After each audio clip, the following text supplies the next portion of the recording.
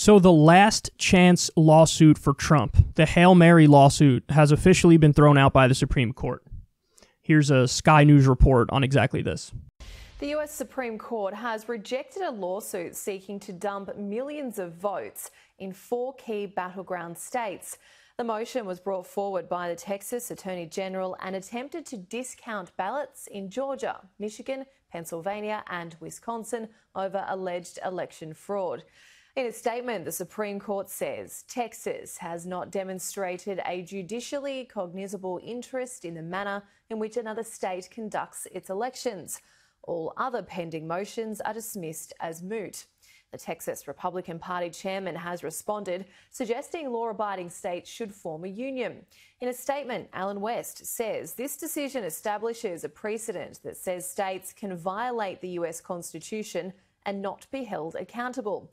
This decision will have far-reaching ramifications for the future of our constitutional republic.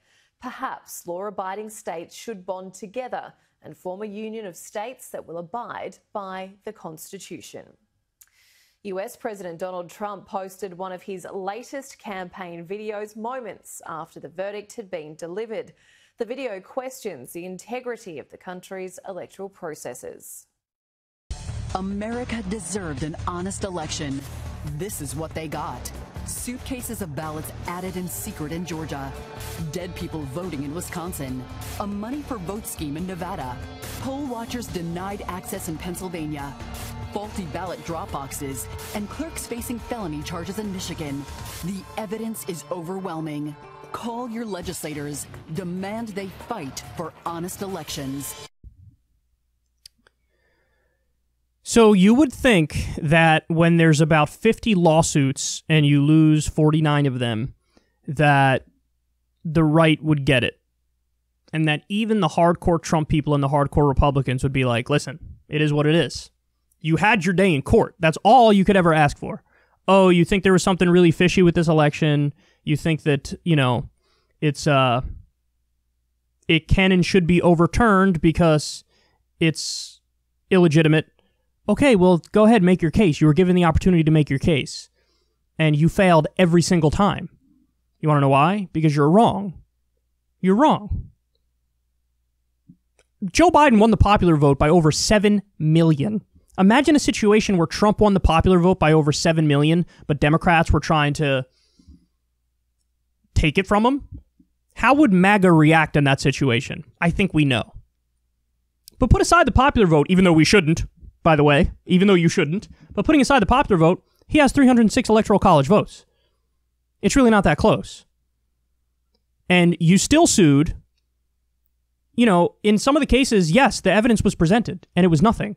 In fact, there were instances where they claimed, oh my God, this is fraudulent, and then in court, they didn't accuse fraud. Why? Because there was no evidence of fraud. You have to move beyond out-of-context Twitter videos that are 15 seconds long. You have to move beyond hearsay comments from people who are obviously mentally unbalanced. Like, that isn't evidence. That's not evidence. And so when they were given their day in court, they lost, and many of them are still holding on. And I don't get it. Like, now you have a situation. By the way, these are oftentimes super conservative courts. The Supreme Court is 6-3 conservative. And they threw out the Texas lawsuit. But they didn't even have standing. God, guys. Think about it. Texas is suing because they think, well, we think these 4 states should overturn the results in these 4 states. You don't even have standing. Those states would have to sue. And by the way, in the instances where there were lawsuits in those states, they were already thrown out anyway. So you can't, like, what did they think was going to happen? Honestly, it's embarrassing. It really is embarrassing. It doesn't matter. Ideologically, it doesn't even matter what you believe. You could disagree with me on everything ideologically. But when you look at the way everything unfolded, you accept the results.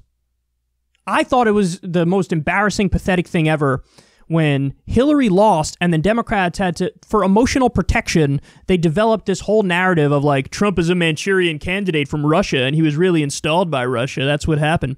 I watched that and I'm like, these guys are pathetic because they can't wrap their mind around the fact that Donald Trump won. They can't do it. And so they create an alternative reality. The same shit is happening now on the Republican side where Biden clearly won, and they're like, no, fraudulent, illegitimate. The ballots that came in later all went for Biden. Yeah, because they were mail-in votes. And Trump was telling people, don't vote mail-in. And Democrats usually win the mail-in votes anyway. Because turns out liberals don't want to vote in person during a goddamn pandemic. This isn't surprising. We knew it was going to break that way. And Trump won on the day of. The votes from Election Day, Trump had a lead in all the states when they counted those votes first. Because, yeah, more Republicans vote on Election Day. You didn't say that was fishy. You didn't say, well, this went 60-40 to Trump. Fishy. No. That's how they rolled in. And the mail-ins broke for Biden. Not fishy. But if you think it is, okay, prove it in court. Oh, you didn't. So hold your L, bitch. It's just so obnoxious. Accept it. You lost. You got draxed. But this was it. This was like the last chance lawsuit. There's no outs now. There's no outs. As I'm talking to you right now, the Electoral College is meeting and certifying the results. Individual states have already certified it. Now the Electoral College is going to certify it. There's no way out. You lost. It's done. Even the 6-3 conservative court said there's no evidence here. So don't take my word for it. You don't have to take my word for it. You don't have to like me, anything. If you're watching this and you're a Trump person, take the word of the conservative courts that said there's nothing here.